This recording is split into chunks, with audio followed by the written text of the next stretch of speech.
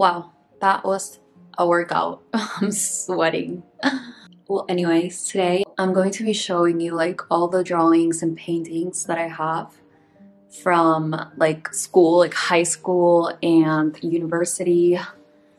And I think I have some like little drawings from when I was like 10 or something. So I'm gonna go through all of it. Thanks to my ADHD, I got distracted by pretty much everything I saw in this box. I found my high school art class sketchbook and just loved how I used to let my creativity flow, even with research assignments like this one.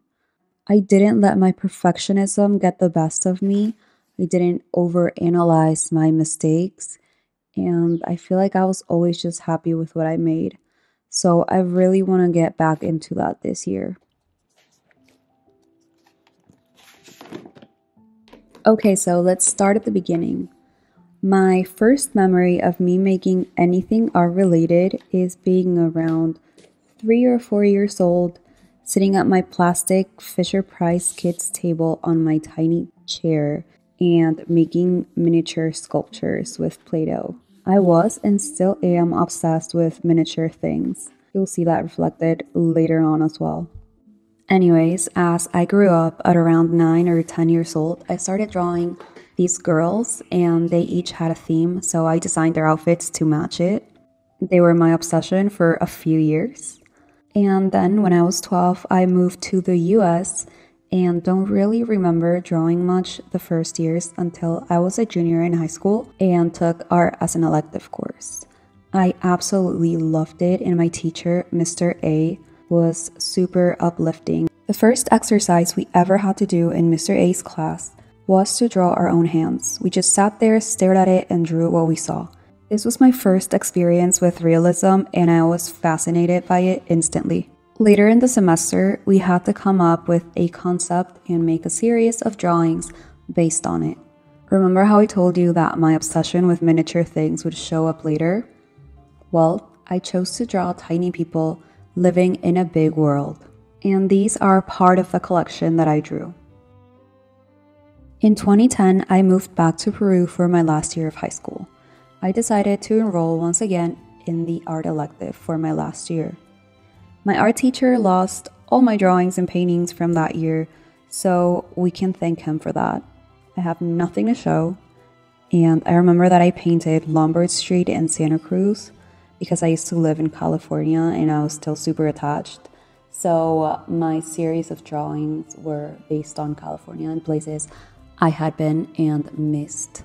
They were just gone out of nowhere. There was an exhibition at our school and they were there, and then I just never saw them again. Anyways, once I finished high school, I went on to university to study architecture. These were some of the drawings that they had us make the first semester, and then my life pretty much became designing buildings and making models, and yeah, it was really fun for a while. I really did enjoy my career.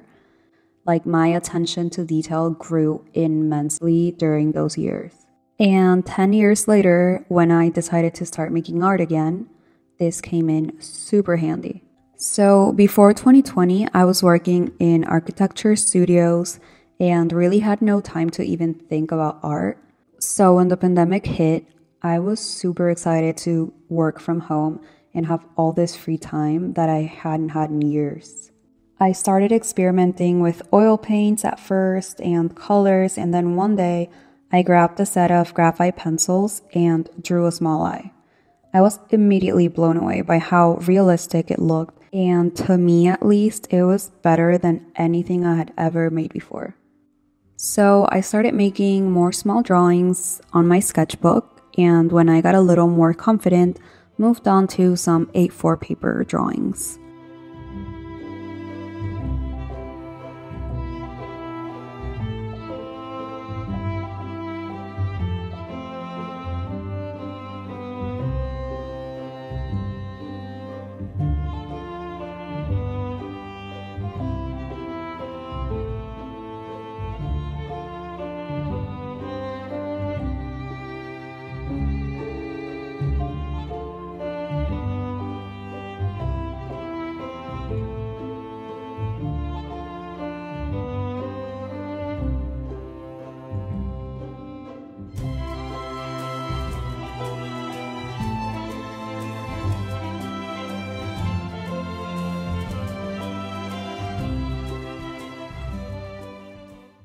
In 2021, I drew this picture of Ariana Grande in an A3 paper.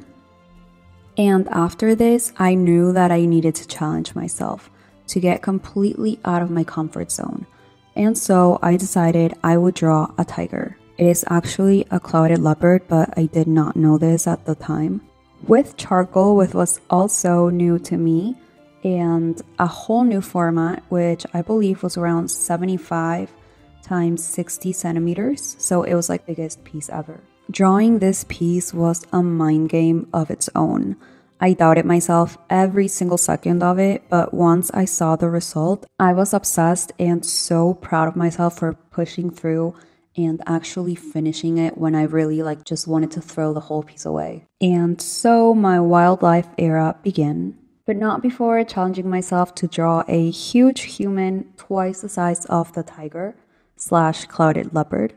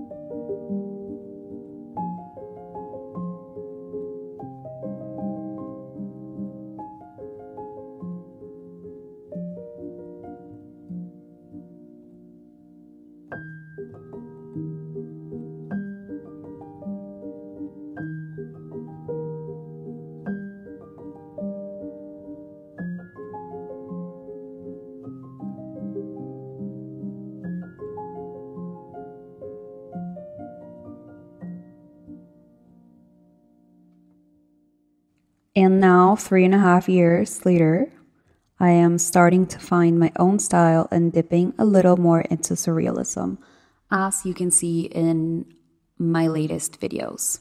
So thank you so much if you made it until here. Love you. Thank you for watching. I'll see you next week.